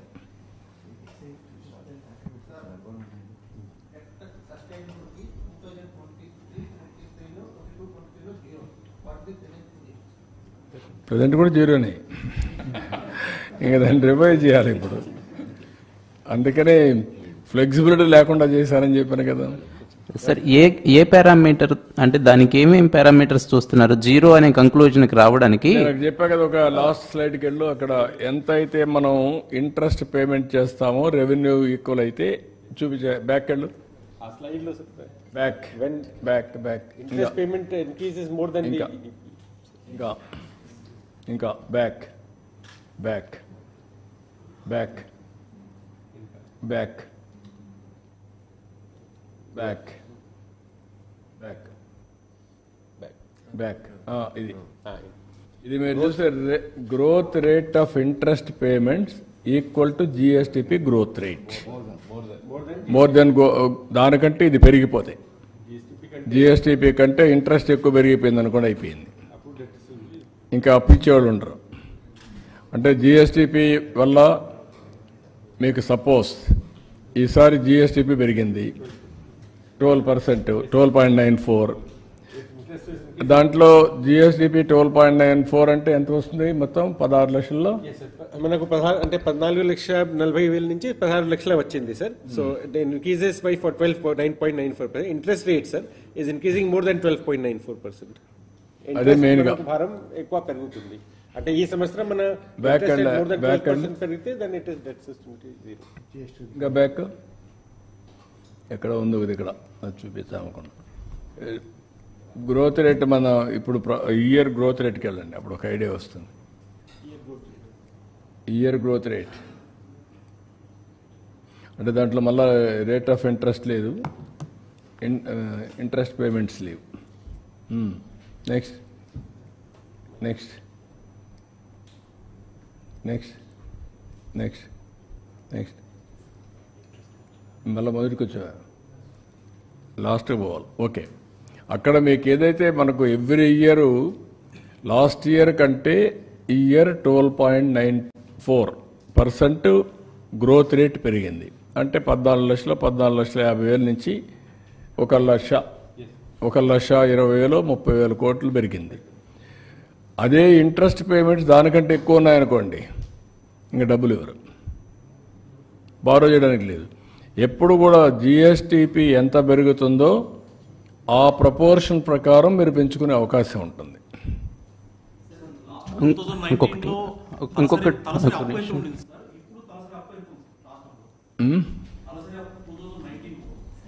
ఒక స్లైడ్ ఉంది, ఆ స్లైడ్ ఉందా? He is asking about per capital డెప్ట్. ఉంది, అది కూడా ఉంది, ఒక స్లైడ్ ఉంది, కానీ ఇక్కడ ఉందో లేదో తెలియదు నాకు, మా వాళ్ళు చేశారు. ఇంకెన్ని నేను పెట్టుకోవాలి, మీతో పెట్టుకోవాలా, ప్రజలకు పెట్టుకోవాలా, ఇంటలెక్చువల్ పెట్టుకోవాలా, ఎప్పటికప్పుడు ఎడ్యుకేట్ చేయాలా. తలసరి అప్పు ఉంది, తలసరి ఆదాయం కూడా ఉంది. సార్ ఇంకొకటి జిహెచ్డిపి గ్రోత్ రేట్, సార్ ఇక్కడ సాంశరావు, జిహెచ్డిపి గ్రోత్ రేట్ చూసినప్పుడు 19, 20, 21 ఫైనాన్షియల్ ఇయర్స్లో 5% కనిపించింది ఇప్పుడు స్లైడ్లో. ఆ తర్వాత సమ్వేర్ 15 కనిపించింది 2 years. అంటే ఆ తర్వాత మళ్ళీ డౌన్ అయింది. అవుట్ ఆఫ్ 5 years 2 years నుంచి చాలా వరకు కోవిడ్ ప్రాబ్లమ్స్ అనేది క్లెయిమ్ చేసింది, అన్ని గవర్నమెంట్లు క్లెయిమ్ చేసినాయి. అప్పుడు దాని ఇంపాక్ట్ ఉన్నప్పటికీ 13% అది someone. Can you show that slide sir?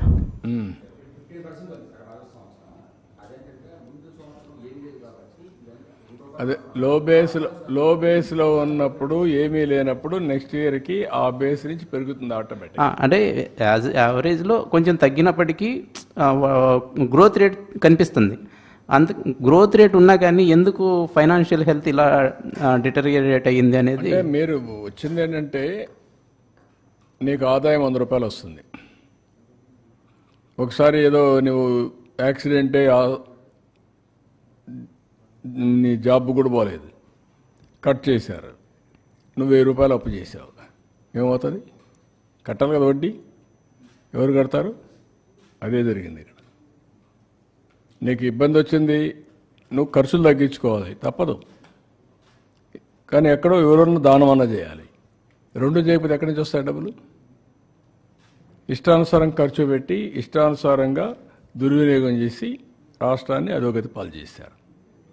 అందుకే మీరు చూపించింది నేను ఏ విధంగా ఎక్స్పెండిచర్ గ్రాడ్యువల్గా క్యాపిటల్ ఎక్స్పెండిచర్ తగ్గింది, ఆదాయం తగ్గిపోయింది, ఖర్చులు మాత్రం పెరిగాయి, అప్పులు పెరిగాయి, డెట్ సస్టైనబిలిటీ జీరోకి వచ్చేసాం. జలసాలు చేసేటప్పుడు ఊర్లో కొంతమంది తిరుగుతూ ఉంటారు, మోసం చేసి డబ్బులు తెస్తూ ఉంటారు. అవన్నీ వాళ్ళు తెలుసుకునే కొద్దికి లేట్ అవుతుంది, తెలుసుకుంటే డబ్బులు ఇచ్చేది మానేస్తారు. అప్పుడు ఇటు బండారం బయటపడుతుంది, ఐపీకి వెళ్తాడు.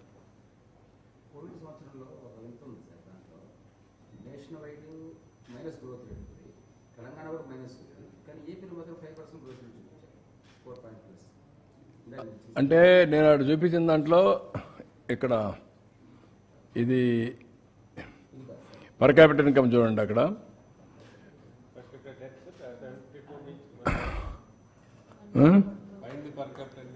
పైన పర్ క్యాపిటల్ ఇన్కమ్ మీరు చూస్తే ఇన్ ఫిగర్స్ లేదా ఫిగర్స్లో ఉంటుంది చూడండి, గ్రోత్ రేట్ ఉంది, కానీ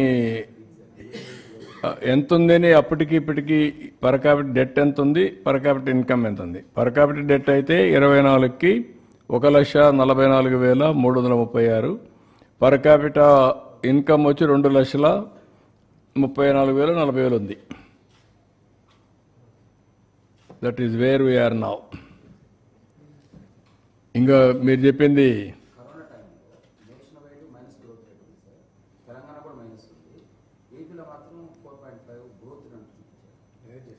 అది నేను చెప్పేది మేనేజ్ చేశాను. కిందికి వేసాడని పైన ఉండేది కిందనే వేసాడు. 18-19లో ఉండేది కిందికి దించాడు. అందుకే నేను ఆ స్లైడ్ చూపించాను. గ్రోత్ రేట్ చూపించండి ఒకసారి. నేను చూపించిన దాంట్లో గ్రోత్ రేట్ ఉంది ఇయర్ వైజ్. తెలంగాణ, ఆంధ్ర కూడా ఉంది. వెళ్ళు ఇంకా నెక్స్ట్. ఒక్క నిమిషం. 13.07, 15.10, 13.47, 14.86. ఇక్కడికి వచ్చేది 18-19 వచ్చేకొందికి 11.14. ఇక్కడ 20-21 5.7, 19-20 5.97. ఆ 2 సంవత్సరాలు మ్యానిపులేట్ చేశారు పైది. ఎస్, అందరిది అక్కడ చేశారు. అక్కడ కూడా -1.020.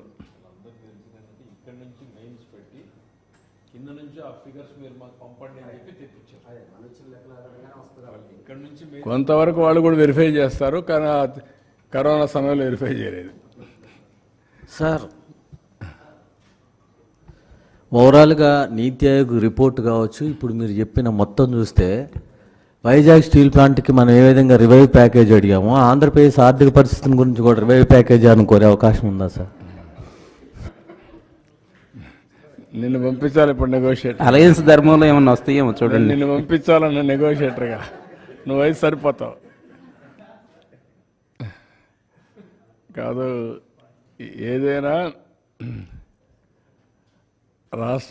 మనం 18 రాష్ట్రాల్లో మనం ఒక రాష్ట్రం, 29 రాష్ట్రాల్లో మనం ఒక రాష్ట్రం గుర్తుపెట్టుకోవాలి.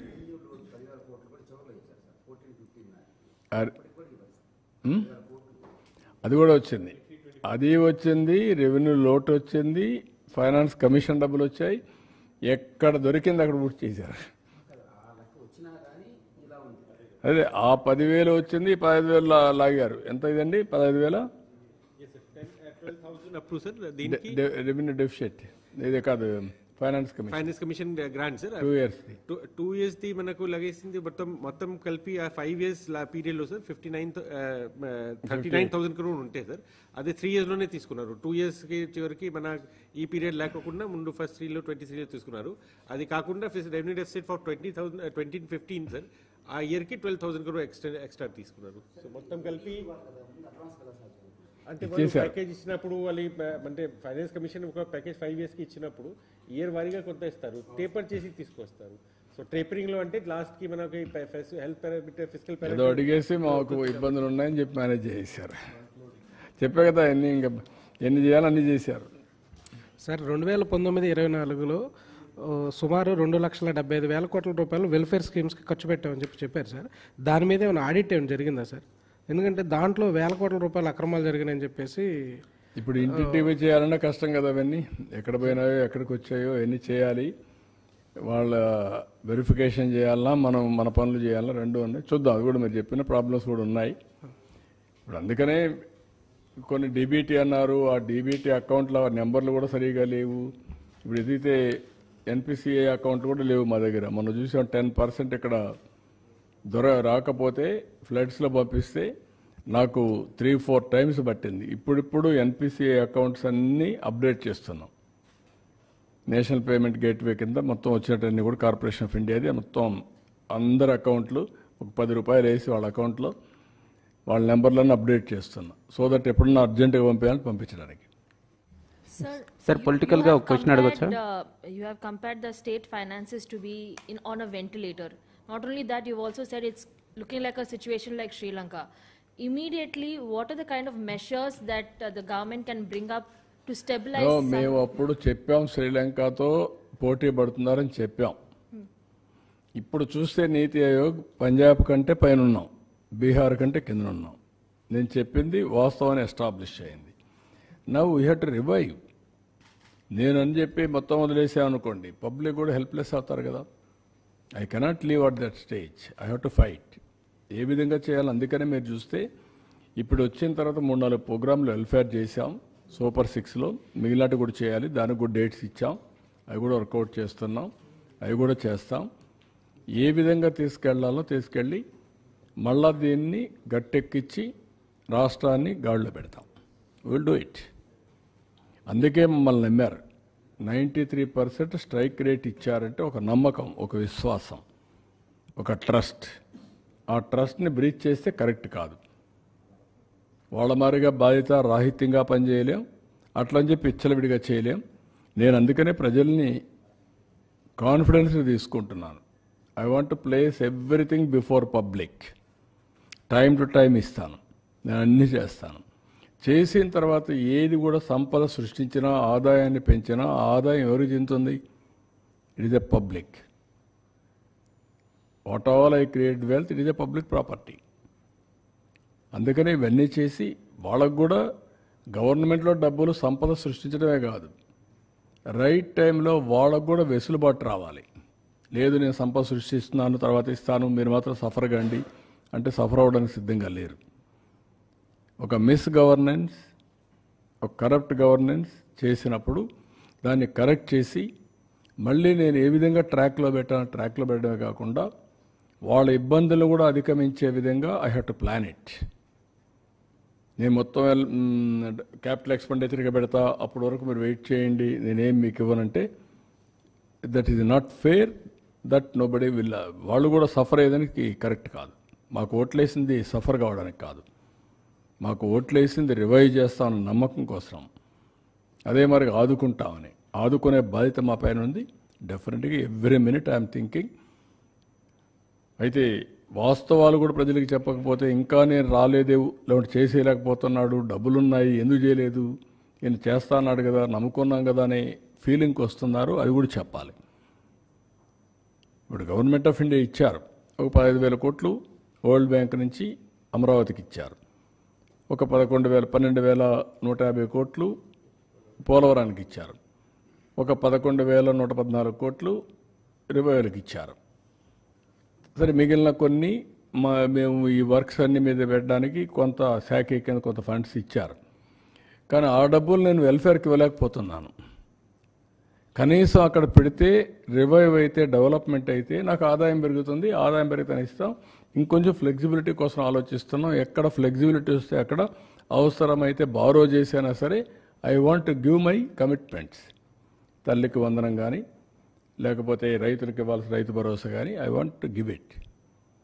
ఏది రైతైనా అవస్థపడాలి, గవర్నమెంట్ అయినా అవస్థపడాలి. నాకు ఫ్లెక్సిబిలిటీ ఉంటే నేను అవస్థ తీసుకోవడానికి సిద్ధంగా ఉన్నా. I will give it. ఆ ప్రయత్నంలోనే అనునిత్యం ఉన్నాం. మా డిపార్ట్మెంట్కి అదే చెప్పాం. They are also doing same exercise. ఒక్క నిమిషం కూడా వెయిట్ చేయాలి నాకు ఫ్లెక్సిబిలిటీ ఉంటే.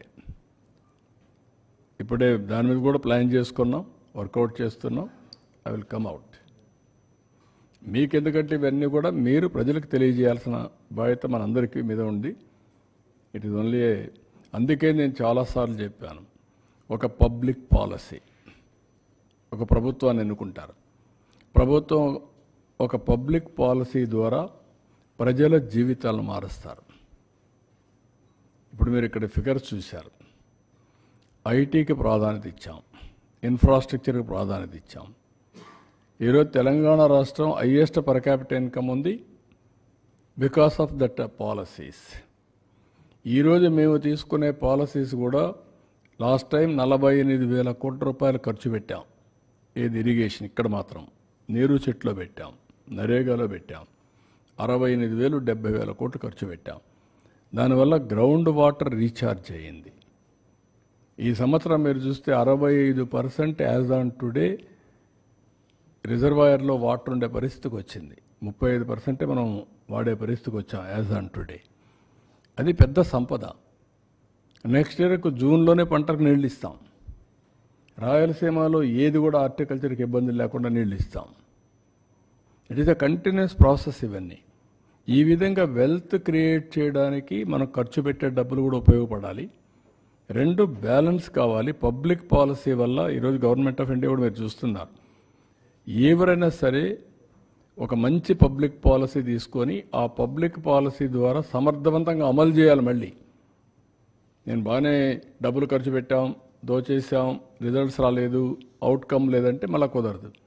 It is a continuous process. That is where జీవితాలను కొన్ని గవర్నమెంట్స్ మనం ఉన్నాయి.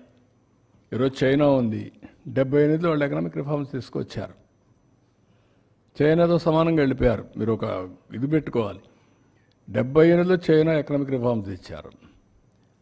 అరౌండ్ 80s ఆ ప్రాంతంలో అనుకుంటాను రెండు. రష్యా పొలిటికల్ రిఫార్మ్స్ తీసుకొచ్చారు. That is also a public policy, this is also a public policy. China super power అయింది, రష్యా ఎక్కడికో వెళ్ళిపోయింది. వై? అప్పట్లో Russia is more powerful than China, equal to USA USSR, Russia versus to America. ఇప్పుడు Russia versus to China. ఏంటి ఆ difference? ఒక public policy. ఆ public policy ఏంటి? వీళ్ళది ఎకనామిక్ రిఫార్మ్స్, వాళ్ళది పొలిటికల్ రిఫార్మ్స్. కంట్రీ డివైడ్ అయిపోయింది. దిస్ ఈజ్ వేర్ ఒక వ్యక్తి వల్ల, ఒక పబ్లిక్ పాలసీ వల్ల ప్రజల జీవితాలే మారిపోతాయి, తారుమారవుతాయి. మీరు అనుకుంటారు ఏముంది 5 ఏళ్ళు కదా పోయిందని. 5 ఏళ్ళు కాదు పోయింది, 5 ఏళ్ళు విలువైన సమయం పోయింది. మళ్ళా తిరిగి కోలుకోలేని సమయం. నేను అందుకే చూపించాను అక్కడ 15% కానీ మళ్ళీ గ్రోత్ వచ్చుంటే ఎక్కడికి వెళ్ళేవాళ్ళం? ఇన్ని ఇబ్బందులు వచ్చేటివి కాదు. ఇట్ ఈజ్ ఏ అందుకనే ప్రజలు ఆలోచించుకొని ఎలాంటి గవర్నమెంట్ ఉండాలి, ఏ విధంగా ఉండాలి, ప్రజల్లో కూడా అవేర్నెస్ తేవడం మా బాధ్యత. అందుకనే ఇంత మునుపు నేను డెవలప్మెంట్ చేస్తూ పరిగెత్తా, మీకు ఎప్పుడు మరి చెప్పలా. 24 గంటలు నేను పని చేసుకుంటూ 13.5% గ్రోత్ వచ్చినా నేను చెప్పలేదు కాబట్టి అందరూ అనుకున్నారు ఇది అందరూ చేస్తారులే, ఎవరు వచ్చినా ఇంకా బాగుంటుంది అనుకున్నారు. ముంచేసే కొందికి ఇప్పుడు అర్థం అవుతుంది. అందుకని 93% స్ట్రైక్ రేట్ ఇచ్చారు. కానీ ఇబ్బందులు ఒకటేసారి అధిగమించలేం కదా. జరిగిన నష్టాన్ని ఇంక 10 ఏళ్ళు పడుతుందా, 15 ఏళ్ళు? వారు చెప్పిన ఇప్పుడు 9,75,000 వడ్డీ కట్టాలా, రీపేమెంట్ చేయాలా, మళ్ళీ ఆదాయాన్ని పెంచాలా, మళ్ళా వెల్ఫేర్ ఇవ్వాలి. It is a extra Hercules task. దాన్ని అధిగమించి మళ్ళీ ముందుకు పోవాల్సిన అవసరం ఉంది. బట్ వేరే మార్గం లేదు. నన్ను చాలామంది అడిగారు, చాలాసార్లు అడిగారు, మీరు సెట్ చేయగలుగుతారని అడిగారు. అనుమానం. ఎకానమిస్ట్ అడిగారు, వీలవుతుందా, మీ వల్ల అవుతుందా, ఇవన్నీ అవుతాయా అని అడిగారు. వేరే ఆప్షన్ లేదని చెప్పాను నేను. There no option. కానీ విజ్డమ్ ఒకసారి కొన్ని పనిచేస్తాయి. ఆ విజ్డమ్లో మేము ఎన్డీఏలో పార్ట్నర్స్ కావడం, వాళ్ళు కూడా కలిసి రావడం, కనీసం ఈరోజు ఈ ప్రాజెక్ట్స్ అన్నీ మళ్ళా సెట్ చేసి లైన్లో పెట్టాం కాబట్టి కొంత హోప్, రివైవల్ స్టార్ట్ అయింది. అది కూడా లేదనుకోండి, పెనం నుంచి పొయ్యిలో పడినట్టండి అది. That is wear some times ఇవన్నీ వస్తాయి. అదే దీన్ని సిస్టమేటిక్గా చేసుంటే ఇన్ని ఇబ్బందులు వచ్చేటివి కాదు. అదే నేను చెప్పాను. నేను ఏ వ్యక్తుల గురించి మాట్లాడడం లేదు. మీరు అన్నట్టు వ్యక్తులు డ్యామేజ్ చేసిన 24 గంటల వ్యక్తుల గురించి మాట్లాడుతూ ఉన్నారు, కరెక్ట్ కాదు. I'm not talking. జరిగిన డ్యామేజ్ ఏం జరిగింది అనేది ప్రజలకు అర్థం చేసుకోకపోతే కామన్ మ్యాన్ అనుకుంటాను, నాకేం సంబంధం, ఏదో బాబు గారు చేస్తారనుకున్నా ఓటేసా, చేయమనండి అని ఆలోచిస్తున్నారు. కానీ వాళ్ళ ఆలోచన తప్పులేదు, వాళ్ళ కష్టాలు తప్పులేదు. కానీ కొండే పరిస్థితులు ప్రతి ఒక్కరూ అవగాహన చేసుకోవాల్సిన అవసరం ఉంది. అది అవగాహన చేసుకొని ఎందుకు గుజరాత్లో 5 సార్లు ఓట్లు వేశారు బీజేపీకి? అందుకే స్టెబిలిటీ ఉంది కదా. పంజాబ్ ఓట్లు మార్చుకుంటూ వేశారు. ఏమైంది పంజాబ్ ఇప్పుడు? అదే మరి పంజాబ్ మార్గం వెళ్ళి కానీ గుజరాత్ కూడా వేసి ఉంటే ఒకసారికి అయిపోయేది. అది కూడా గుజరాత్ని పంజాబ్ చేసేవాళ్ళు, రెండు బీహార్ చేసేవాళ్ళు. అంటే సార్ ఒకటి 5 సార్లు 6 సార్లు ఓట్లు వేయటమే కాదు, ఆ లీడర్ని బట్టి కూడా ఉంటుంది. వెస్ట్ బెంగాల్లో 5 సార్లు ఇచ్చారు, అక్కడ మరి వెనకబడే ఉంది. కేరళలో ఉన్నాయి, అంటే ఎగ్జాంపుల్స్ ఉన్నాయి. బట్ ఆ లీడర్ ఎలాంటి పాలసీ తీసుకుంటున్నారు అనే దాని మీద. అదేమా, దానికే నేను ఏమన్నానంటే 30 ఏళ్ళు జరిగిన డెవలప్మెంట్, ఆర్థిక సంస్కరణలు వచ్చిన తర్వాత ఆ రాష్ట్రాల్లో జరిగిన అభివృద్ధి అంతా వైట్ పేపర్స్ వచ్చాయనుకోండి. ఎవరి పీరియడ్లో పెరిగింది, ఎవరి పీరియడ్లో తగ్గింది, ఎవరు పతనం చేశారు అనేది చూపించారనుకోండి, అప్పుడు ఐడియా వస్తుంది కదా. 30 ఏళ్ళు చేయండి, ఎవ్రీ 5 years పెరిగింది, 6 సార్లు 30 ఏళ్ళు చేద్దాం. ఏ పార్టీ రూల్ చేసింది, ఏ వ్యక్తి రూల్ చేశాడు, ఎట్లా ఇదయింది, ఒక క్లారిటీ వస్తుంది. దేశం మొత్తం రావాలి. We are trustees to the people. మనం ట్రస్టీస్గా ఉండి రాష్ట్రాలని వాళ్ళ జీవితాలను ఆడుకోవడం కరెక్ట్ కాదంటాను నేను. ఇప్పుడు నేనేమంటానంటే, ఈరోజు 10 రూపాయలు ఎక్కువ ఇస్తున్నామని ఇష్టానుసారంగా మాట్లాడి అసలు జీవితాంతం పేదరికంలో సఫర్ కావాలన్నా? Is it right?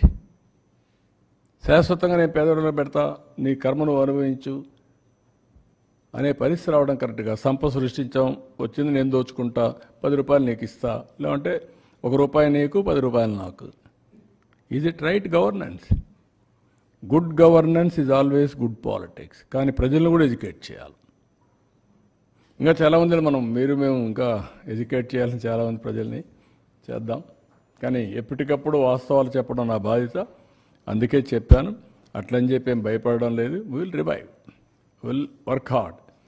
అందుకే నేను ఇచ్చిన విజన్ కూడా నిన్న కూడా మీరు చూస్తే గవర్నర్స్ రిపబ్లిక్ డే స్పీచ్ కూడా రొటీన్గా లేదు, చూశారు మీరు. మేము అది ఇచ్చాం ఇది ఇచ్చామని చెప్పలేదు. 10 ప్రిన్సిపల్స్తో ఏ విధంగా రాష్ట్రాన్ని ట్రాన్స్ఫార్మ్ చేస్తామో, నిన్నేం జరిగింది, ఈరోజు ఏం జరుగుతుంది, రేపేం జరుగుతుంది, ఆ విషయాలే ప్రజలకు చెప్పాం. That is where we are educating, we are taking to the logical conclusion. Thank you.